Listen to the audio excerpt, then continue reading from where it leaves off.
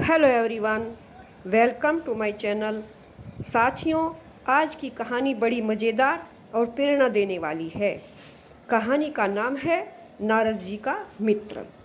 एक बार स्वर्ग में नारायण ने नारद जी से कहा, नारद जी, तुम्हें धरती पर गए बहुत दिन हो गए।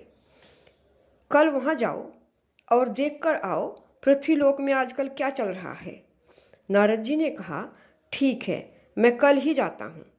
नारद जी पृथ्वीलोक में आए तो उन्हें अपना एक पुराना मित्र मिल गया। उन्होंने उससे कहा, अरे भाई, यहाँ क्यों माया मोह के चक्कर में पड़कर परेशान हो रहे हो? चलो स्वर्ग चलते हैं। मित्र ने कहा, ठीक है, बहुत अच्छा। नारद जी और उनका मित्र दोनों स्वर्ग चले गए। वहाँ उन्होंने देखा कि नारायण का दरबार लगा है। वहाँ आज किसी के मुकदमे की कार्रवाई चल रही है।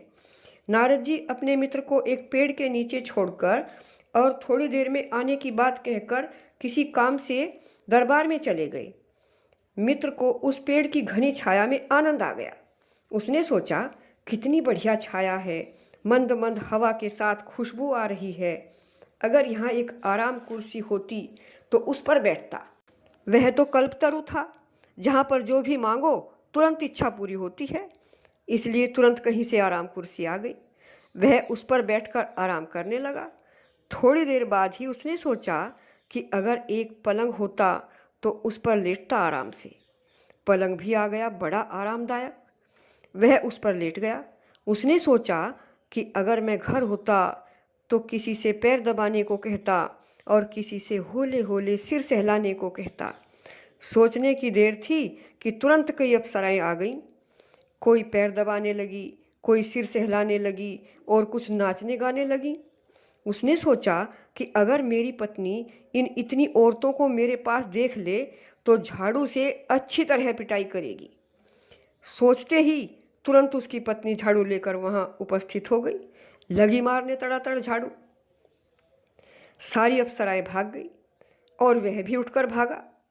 आगे आगे वह भाग रहा था और पीछे पीछे झाड़ू से पिटाई करती हुई उसकी पत्नी। तभी नारद जी आ गए। यह दृश्य देखकर उन्हें हंसी आ गई और बोले, अरे भोले मानुष, तू फिर से पृथ्वीलोक में जा। माया मोह वाला चिंतन छोड़कर ईश्वर में ध्यान लगा, तब तू पृथ्वी पर ही स्वर्ग जैसा आनंद ले सकेगा। साथियों, जो आनंद लेना जानता है उसके लिए इस पृथ्वी पर ही आनंद है। अगर आपको यह कहानी अच्छी लगी हो तो इसे लाइक कीजिए, शेयर कीजिए, सब्सक्राइब कीजिए और अगर कोई प्रश्न हो तो कमेंट कीजिए। पूरी कहानी सुनने के लिए धन्यवाद।